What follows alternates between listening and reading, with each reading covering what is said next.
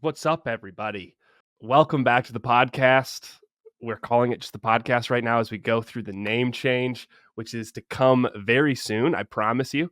I'm zooted right now. In this podcast, we talk to leading voices in the arenas of health, wealth, and relationships to reach aspiring voices. Those of you out there that are listening to these podcasts and you're like, I have something. I have a message in my heart that I've been sitting on for the past months or years. I have a mastery in my mind that I've been sitting on for the past decade, and I want to get it out there. We interview other leading voices so we can understand their story, their lessons, why they decided to get uncomfortable. We can understand the difficult part of the journey to get them to where they are now. And like I said, I'm zooted because today we talked in all three realms: health, wealth, and relationships. We talked with Phoebe Camilletti, who is a creative polymath. And it was such a fun 35, 40 minutes of Discord. You can feel the energy she brings because what she loves, you can tell she loves what she does. It was intoxicating. It was fun to ask questions. It's a lot of information we're going to get in a short period of time. But let me tell you a little bit about her, and let me tell you a little bit about who we're sponsored by. First, about Phoebe. She is a creative polymath. She is a speaker, coach, writer, and multidisciplinary artist with a belief that the most sincere expression of the human spirit is that of the artist. She is guided by a deep love for people in her mission to bring young professionals to understand the light they have with creativity.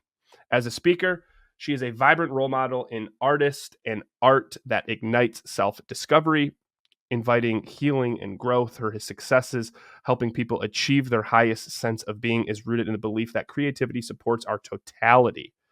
She emboldens people with accessible creative approaches, and her vision is one which we embrace our strange, sincere selves with creative paths to growth.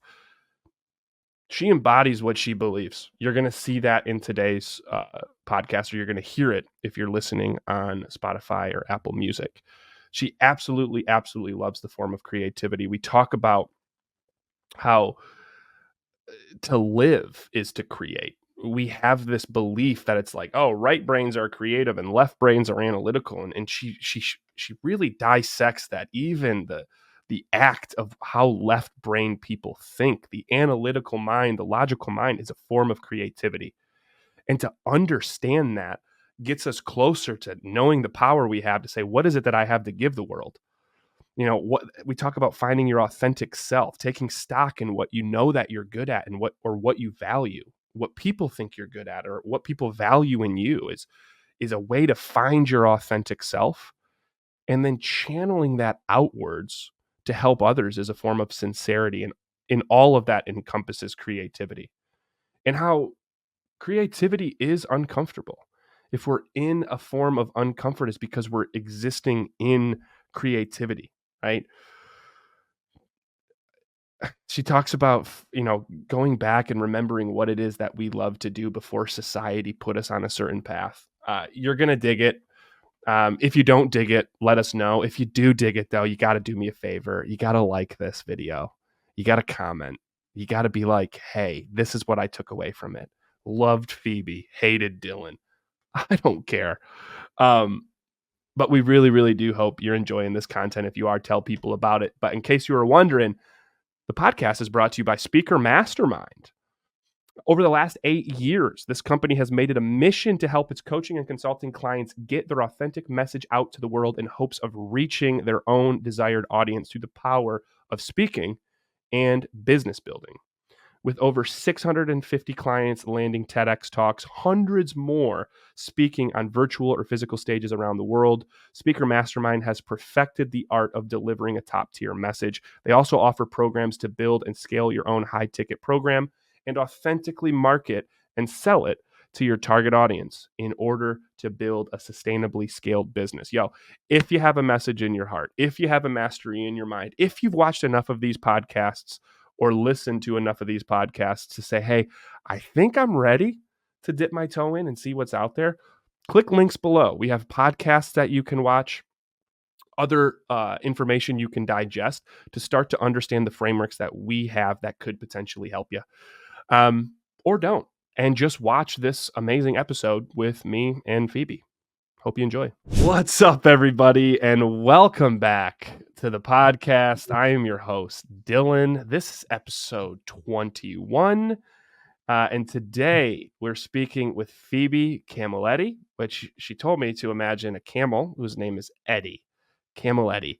And today we're speaking in the realm of health and wealth and relationships. Phoebe reached out to me this weekend. She's like, "Hey, I know I said health or one of them." And you're like, "Can we actually speak in all three? Because I think creativity encompasses all three." And I said, "You know what? Fuck yeah, we can. Thanks for asking." Phoebe Camilletti, welcome to the podcast. Thank you so much, Dylan. I am truly exceptionally happy and honored to be here. I'm so excited because those that know me know that like my deep desire is this concept called boundlessness, which we can talk about in a different lifetime, but also sparking imagination and creativity in the next generation. Mm-hmm. I do it through comics. I love making comics and giving that to the next generation and helping young kids think of characters in our world. You do it in a bunch of different platforms. So I'm excited to learn about creativity. But I want to start with the new leadoff question. Yes. You're a big fan of ours. So you know I mostly ask people, what does it mean to be a thought leader? Yes. But I started hearing a similar phrase from people. They're like, well, it's having an idea, but then talking about it. Mm-hmm. So for me, it feels like saying the word thought leader, it needs to be more. Now I like to say, because you're vocalizing your expression, you're getting vulnerable and talking about the importance of creativity. So I'm curious, what does it mean to be a leading voice in the arena of creativity? What does that mean to you? What it means to me, I think, is the intersectionality of different conceptual systems and the vibrancy of that being led towards a heart-centered purpose. So to kind of dissect that a little bit, Please. I think that to be any kind of thought leader means that you appreciate, you respect, you operate within different belief systems, different ways of operating, and you work to interconnect those, you work to interweave those in a way that's digestible for people. But the key component of that, I feel, is the sincerity of where you're coming from. So to have a purpose that's heart-centered, to want to connect with people, to want to help them change their lives with those perspective shifts, that's what I think truly encapsulates the idea of someone who's the thought leader. So with that, let me see if I can get this. One, it's you can appreciate different masteries, and we all do in our life, and we can take them all in. But then to be able to boil it down, consolidate it into like the layman's terms, and then to have other people in mind to be like, not only is this something that I want to vocalize and put out there, but you're thinking of the end user of this. I want to reach people with this. Yes, yes. And in fact, I think that's one of the core goals of the creative, right? One of the core goals of the artist is to understand, how do I take this authentic self? How do I take this presentation of self? And how do I interweave that with what people are looking for? How do I interweave that with a purpose that's actually going to connect with people? It's got to be such a line to walk, right? Of like wanting to express self and not let other people dictate it, but also being like, yo, I want to express this to someone, because otherwise I'm just sitting in a room by myself and looking at something or drawing something. Yeah, yeah. It's Fascinating. very difficult, but very worthwhile, I would say. So then let's talk, because for you, you love creativity. You think that this podcast is going to definitely go longer than 30 minutes, which I'm fine with. But you talk about, like, I'm curious coming into all this, what your origin story is. So my creativity and imagination is done through stories and like allegory, right? So I'm curious of this origin story of Phoebe Camilletti. Mhm. How does creativity open itself up to you? And when did it? Thank you. I've always been creative in a number of different ways. I have played violin since I was in the fourth grade.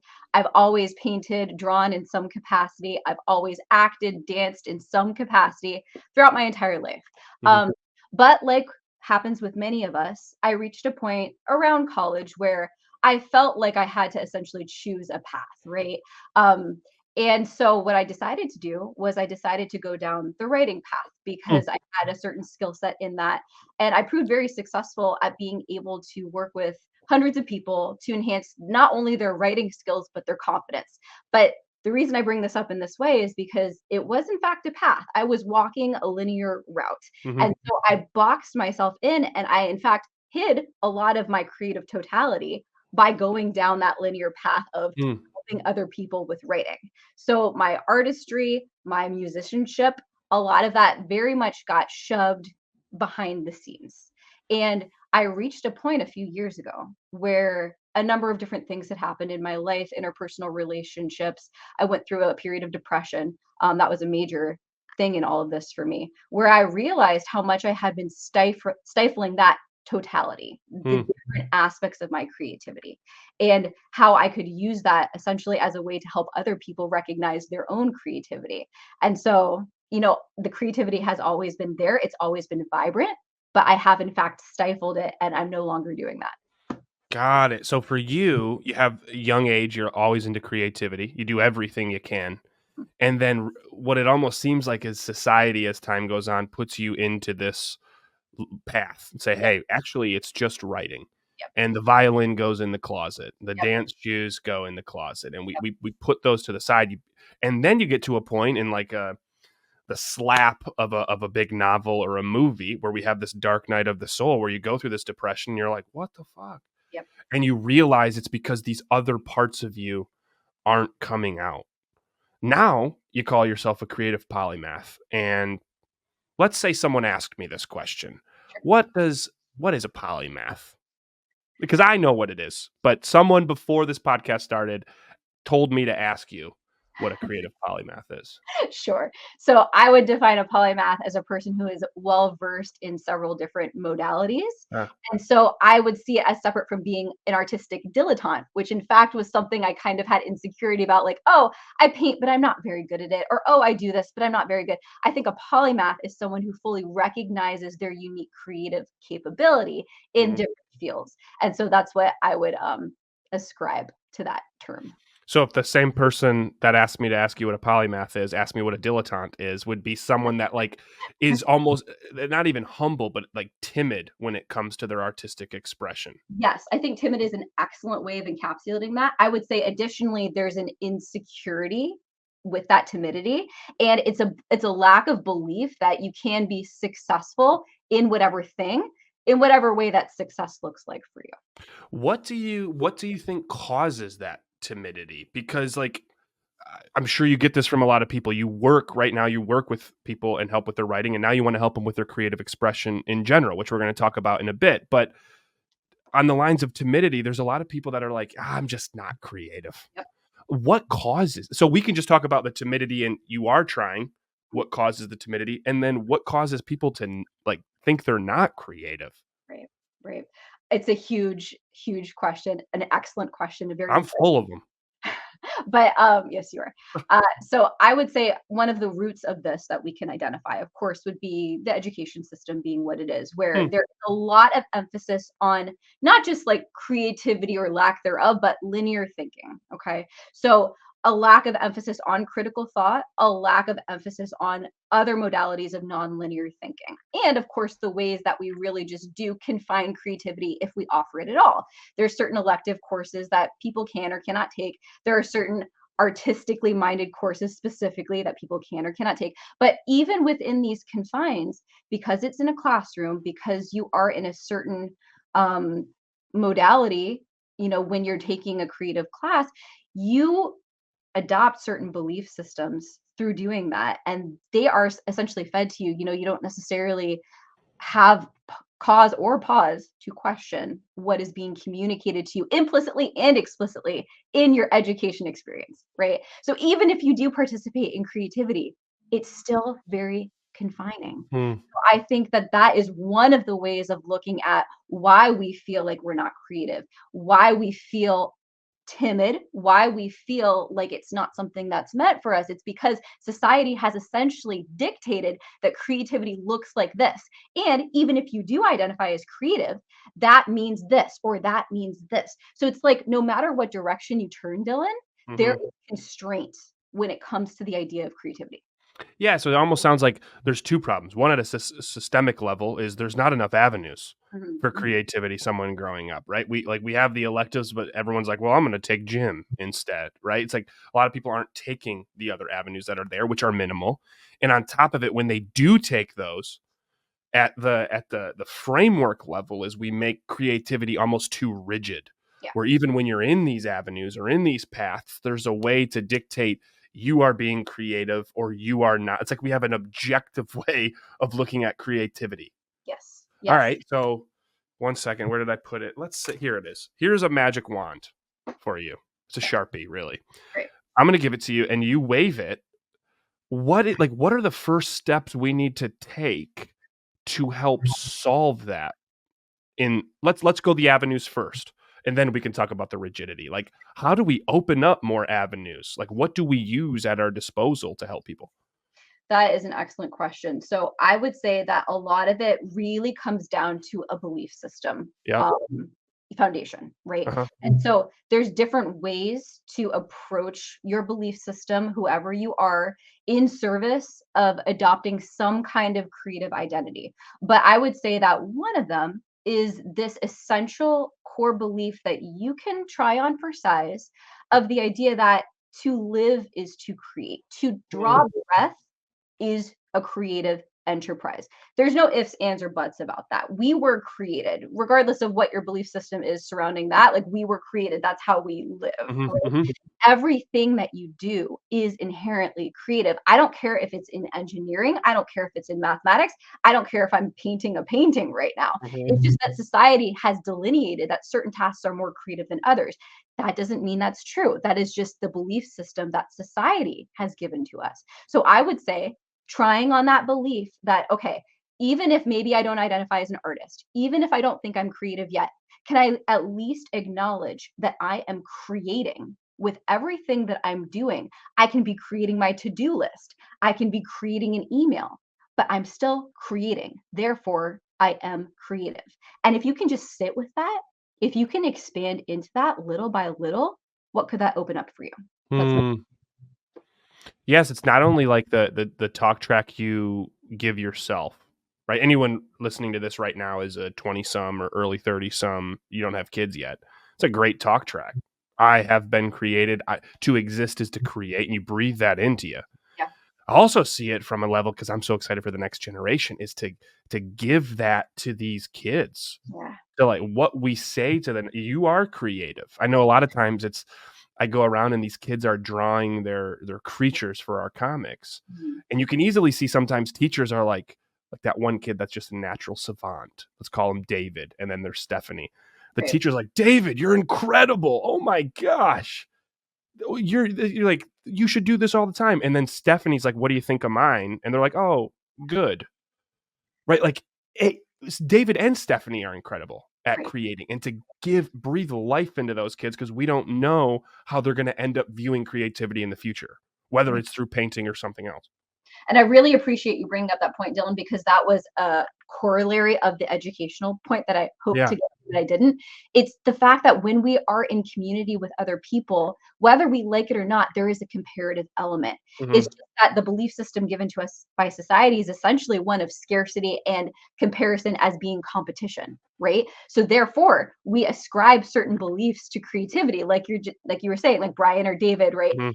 Creative and their work is so good, they're talented. Mhm. Whereas Stephanie, her work looks different than Mhm. what would whatever, and therefore she's not as talented. It doesn't mean anything. It Mhm. at its core, it doesn't mean anything because each person is distinctly creative and artistic. And so when we start making these kinds of broad sweeping generalizations about talent, about skill, right? That's when we Mhm. can really deepen into, I think, our unique creative identity. Yeah. I think any teacher, any parent listening to this or watching this, it's something big to sink in, right? Of like, I would be just jacked that a kid is like drawing. I don't care what you're if it's a stick figure because it's coming from imagination and then they're putting it towards. Do you think like because we're giving society shit right now, right? But if we were to go the other side, do you think society has done anything to like embrace creativity like the world we live in now? I do very much so, but I think that that's a consequence of the fact that literally everything is creative. So in other Yeah. words, I feel like society implicitly embraces creativity, but I don't think that society does much to explicitly embrace creativity in the way that it could. Hmm. Because if we can see creativity as our lives, if we can see it as all expansive, there is no way of being that should not be labeled as creative. Yet that's what we do. If you're in STEM, for example, sure, we acknowledge that as creative in some ways, but we look at it as diametrically opposite a lot of the time from the artist, from the Hmm. musician.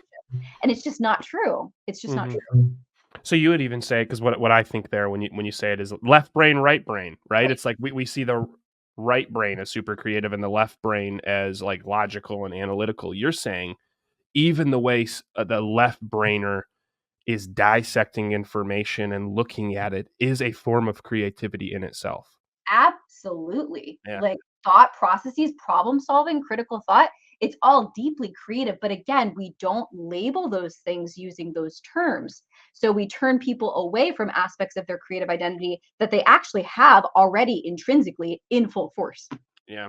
Now, this is awesome for you and I to talk about because you and I love creativity, but the society or the system at large would be what doesn't think that way because they've been imprinted and then embedded with this belief system. So I always, anytime I see a change that needs to happen, it's like, well, what's that initial step, right? So, like, what are some accessible routes or paths into creativity Mhm. for kids and for adults nowadays?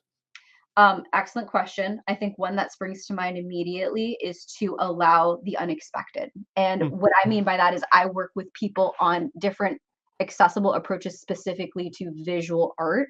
So allowing yourself to take materials, for example, that you literally have in your next room, different ways of putting those together and allowing it to be ridiculous, mhm, allowing yourself to feel discomfort and processing what that brings up for you in your body and in your emotionality, but making something out of it anyway. Okay. So literally just starting where you're at to get to a visual art, place. mhm, Another thing that I think is a great approach is the idea of being open. And what I mean by that is not just necessarily feeling like you are unmoored and you don't have a belief system yourself and you don't know who you are, none of that.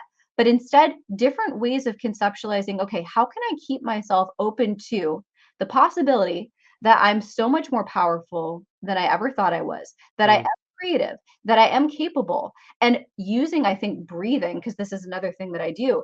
You don't have to call it meditation, but using different breathing exercises as a way of understanding that openness in your body and therefore in your belief system. So I think two reactions to that to summarize would be a certain allowing yourself to do the unexpected and mhm. a certain desire to be open and allowing yourself to internalize that. Yeah. I love and because I follow you and I like as much as I can on your TikTok. I love how quirky and zany and just like I don't give a fuck mindset you have because that's how you view creativity. It's like you are embodying what you're saying right now. And I will make sure and drop your TikTok handle below for anyone here that's a big TikTok follower. Are you other social platforms as well?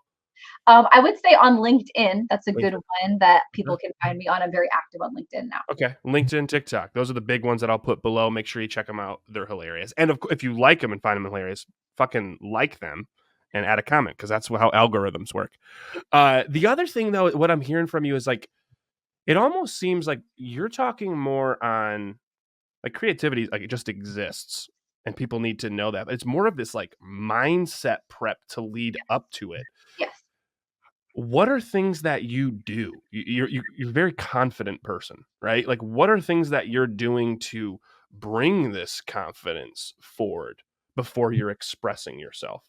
Mm, it's a good question. I would say the genuine reaction to that though is it's been really just a lifetime, of work, a lifetime of um, different studies that I've done in terms of spiritual work, in terms Mhm, of creative work, but a large part of it as being having worked with people one on one, hundreds of people for 11 years in creative writing and other kinds of writing. I've done all kinds of writing, professional writing, application writing, it's all over, it spans the whole gamut. But my point is, I think that understanding people in that very interpersonal way and coming to develop my own basis for creative psychology through working with so many people in that way, that has given me a real platform of confidence and a real understanding, I think, of people's ability and inability to access their own confidence and how that relates to connection and how that relates to communication. And really, Dylan, the funny thing about all of this and what makes creativity so exciting to me is I think that, as I've said, everything is creativity. Yeah. Everything is creative. So we use these words, but everything can kind of be traced back to you are creating something. Everything, whether it's a thought, whether it's an action, it is a creative act. So yeah, it's like a podcast. This is an act of creativity right now of what we're doing to help people. So really, for you, it stems from the knowledge you have consumed for the last decades, to really understand this arena of creativity as a whole. Okay, but now next question, Joe Smith listening, who's like, I thought I was creative for a while. I haven't spent decades researching. What is that first act for him to step into it, or for her to step into this, the mindset of being a creative? Is it as simple as like telling yourself, hey, the act of living is creating? Is there something more? oh, is there something more? Yes. There's the next thing then. Yes, yeah, absolutely. So I would encourage people to take inventory of themselves in a very real and direct way. And there's a number of different ways that you can achieve that. One of them that might be most accessible is to do a list. So essentially you're going through and you're not just taking stock of course, the things that you wish you could improve upon, the things that you feel are shortcomings, even if they're not, by the way, but you're really taking a good solid look at those things that you enjoy about yourself, those things that maybe other people have said that they appreciate about you. So it can look outward, not just inward. You can take stock of things that you've been recognized for, things that you've achieved, but of course also looking inward to see how you really feel about yourself at the same time. So having a self inventory in whatever way, you can also include values on that list. It does not have to be any given thing, but using that as essentially a platform for saying, okay, what beliefs, even if I don't know how to apply them, what beliefs could I maybe see at play here? Or what beliefs do I see lacking here? Because when we talk about creativity, or when I talk about creativity, it really just means a core belief system, I believe, a belief in your capability, a belief in your expansive ability. So that is another approach that you could use. I love so even like taking a moment and one telling ourselves, I think that's such a cool first step of the act of living is the act of creating. Me taking a breath is the act of creating. And just to let that sink in, step one.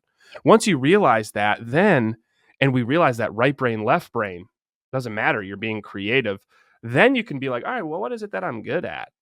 Right. And it can be the masteries that you have, or it could also be the values that you hold, whether you see them for yourself or someone sees it for you. And the more you see that, the more you're almost like, here's my first, love warrior analogies, here's my first weapons to really go out into this battlefield of creativity, even if it's the weapon of, I'm told I'm an honest person.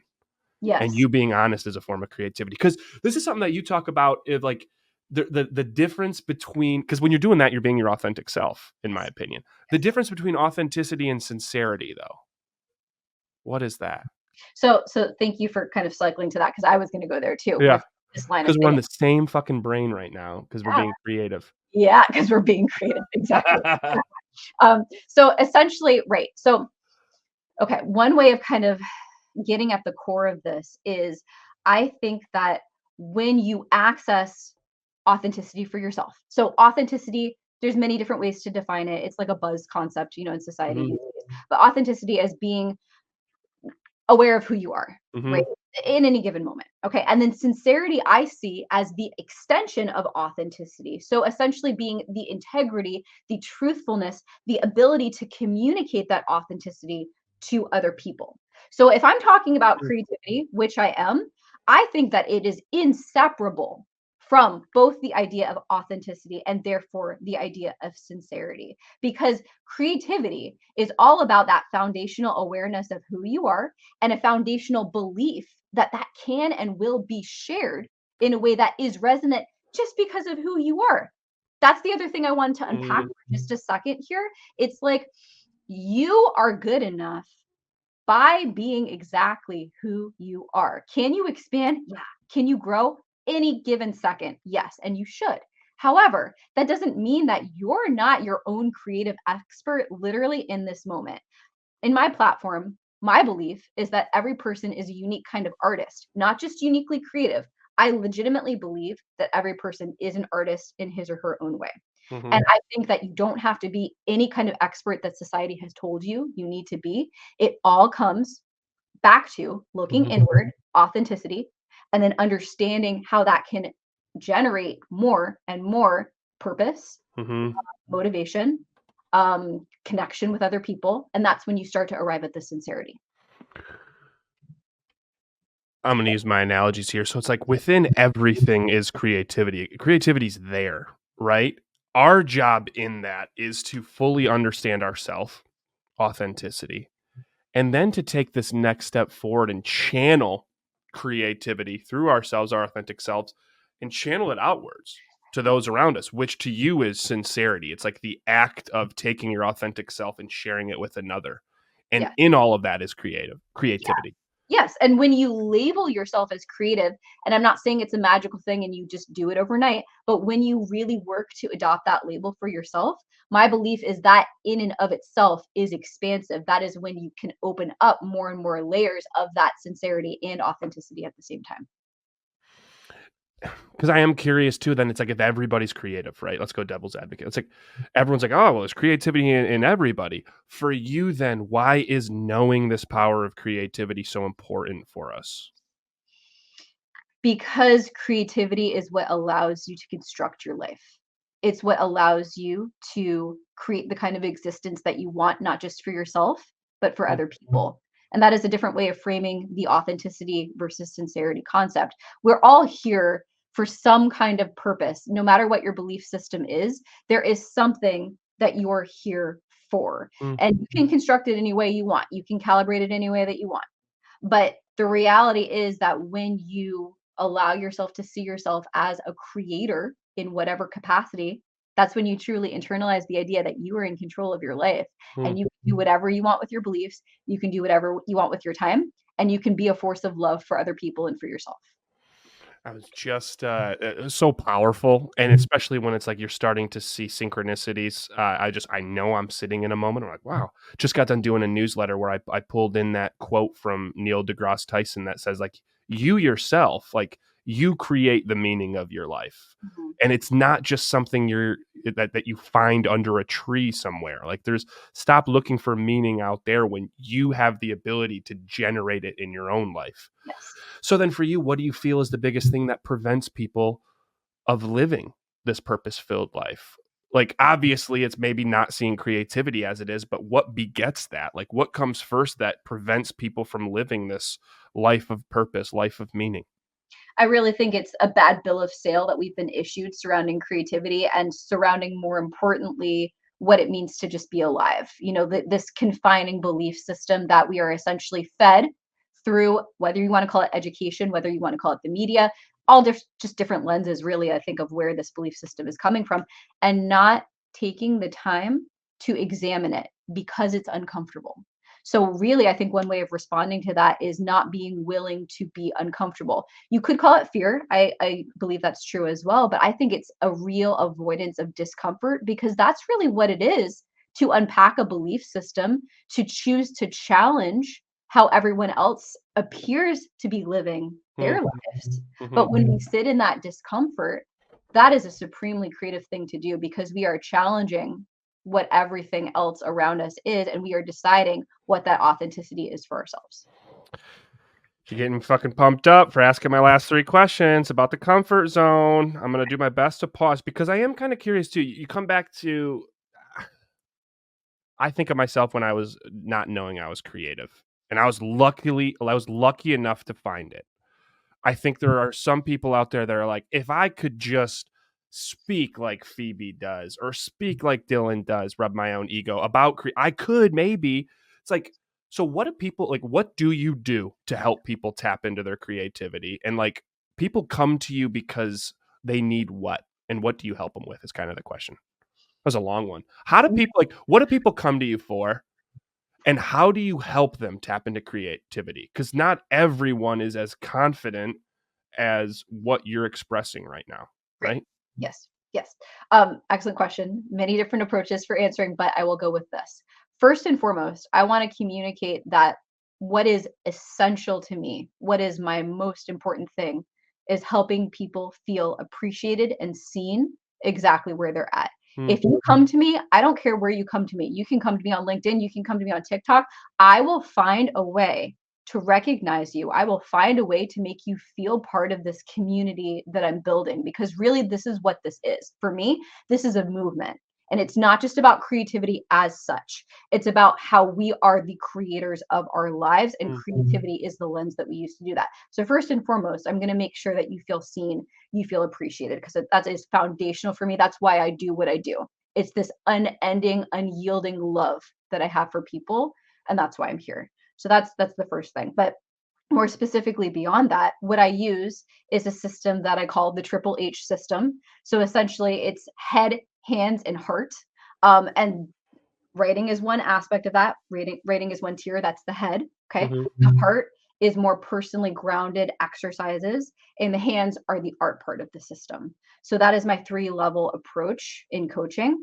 And I work with people on the different gradients, the different levels within that. And there's a certain granularity that we achieve on an individual basis in each of those levels, where you're really exploring exactly who you are, what your value system is, what your belief system is, where you want to go with any of it, and how that can be processed through different creative lenses.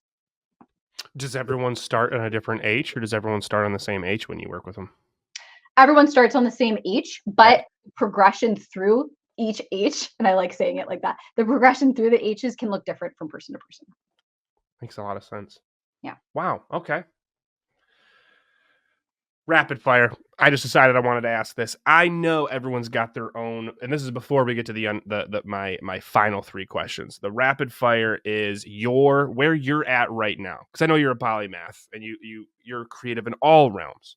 So an answer could be everything here, but you can't answer that, or it wouldn't be a fun game. Where you're at right now on April 12th. This is when we're taping it. Favorite type of story or favorite type of writing that you're doing right now? Okay, right now, I'm very much so in my novel state of mind. So I am predominantly a novelist and a poet. I finished my first novel a few months ago. So Congratulations. thank you. So I have worked on my second novel, but that's been tabled very purposely for now. I'm about to start in on my third novel. So that is like a modality that interests me deeply, especially because there's so much depth that you can achieve with that form of writing. So that'd be my Novel writing. Novel writing. yes. Genre of novel. Speculative, but literary fiction is my sweet spot. Favorite author right now. I say right now. Okay, you can be a bunch, but right now. Tom McCarthy, who writes very speculative, very genre bending work. He is important to me. Okay. Favorite act of music right now. Favorite form of music right now for you to express. Form. When you say form, do you mean genre? I don't know. Yeah. Okay. Right now, I've been going through like a trance and house music phase of life that's been very fulfilling for me. Nice. Trying to think if there's anything else I'd want to say. Oh my gosh, I'd want to get deep into like characters. Ask from an art perspective, like a visual art perspective. Okay. Okay, so I just finished. Hold on. Ask. Yep, I'll ask her that. What about your favorite form of art expression from like visual art? Nice.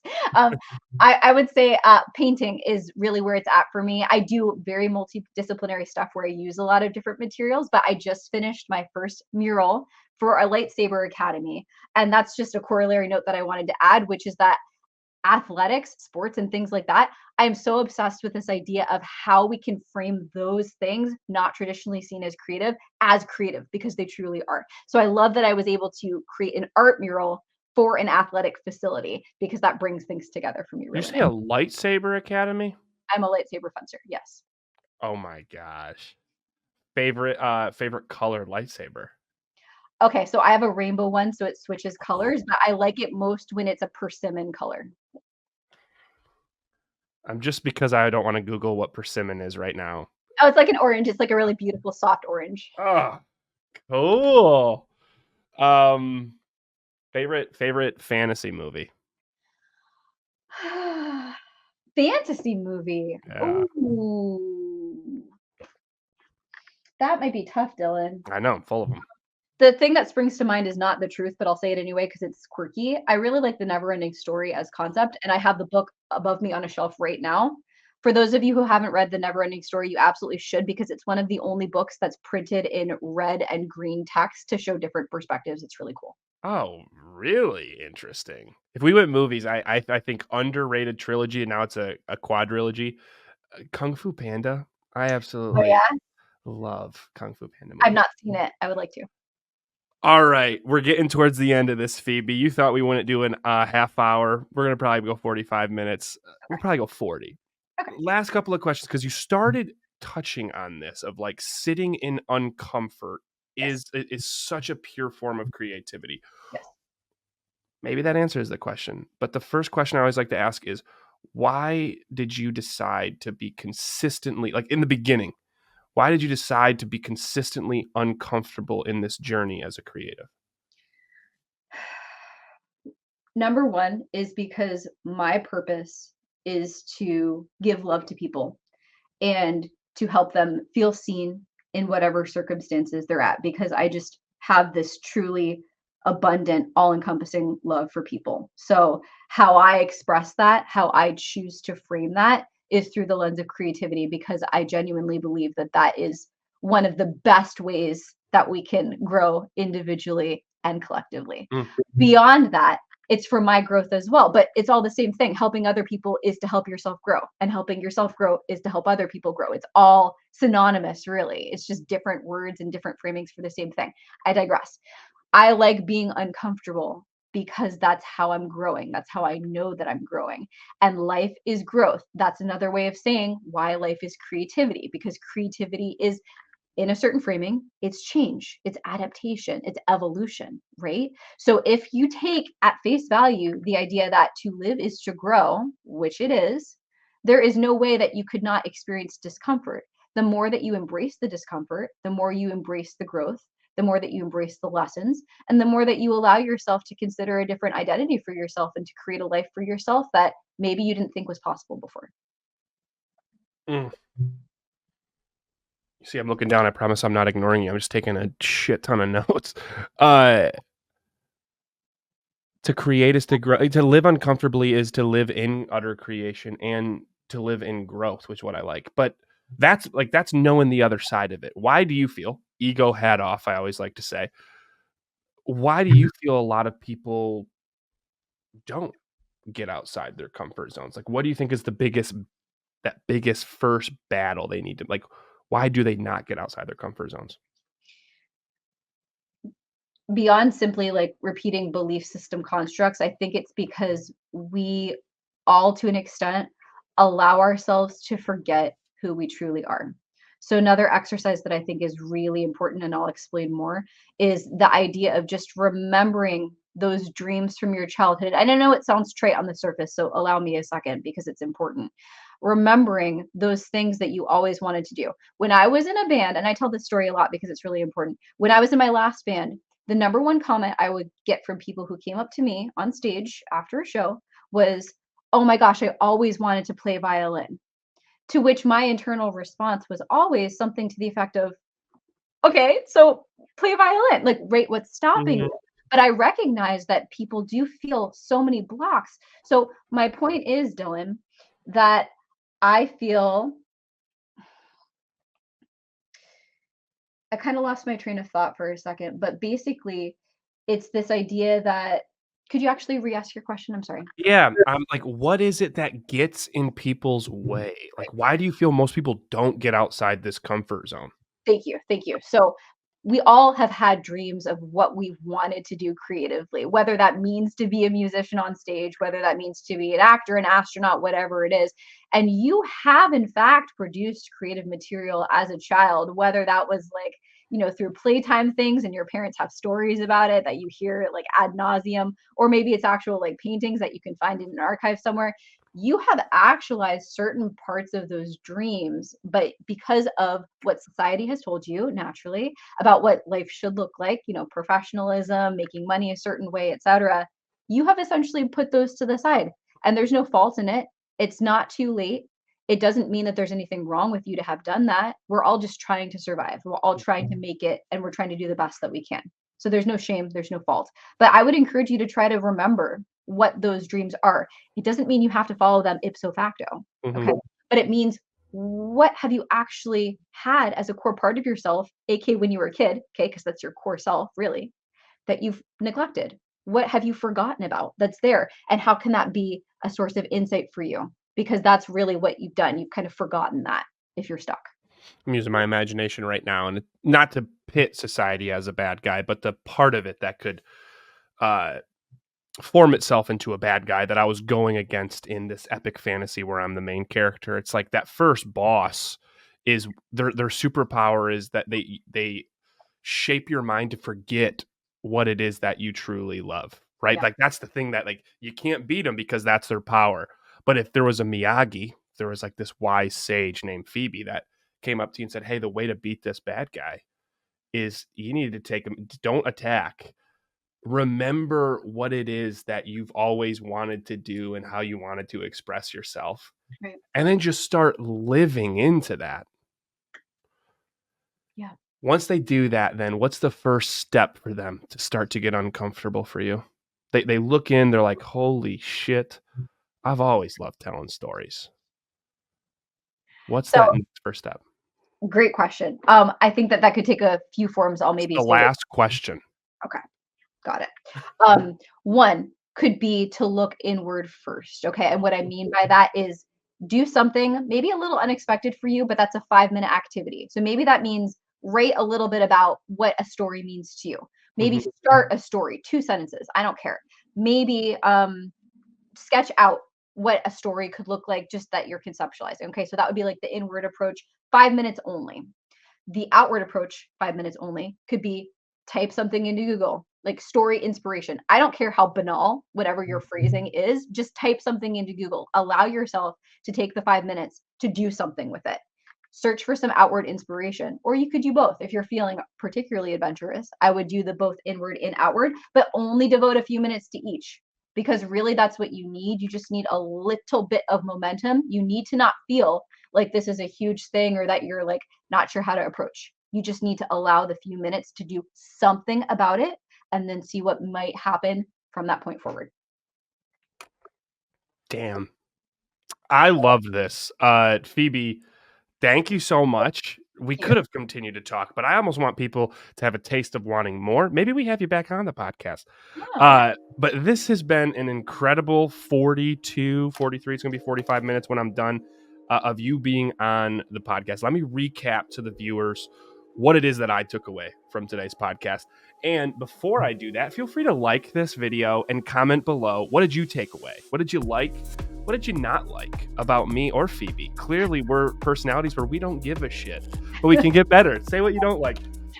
The things that I love is to like appreciate. The first thing that we talked about is appreciating different masteries and like having fun with that, but then knowing how you want to boil that down to reach other people, right? We talked about the fact of just living is a form of being creative. To live life is to create. To breathe is to be creative.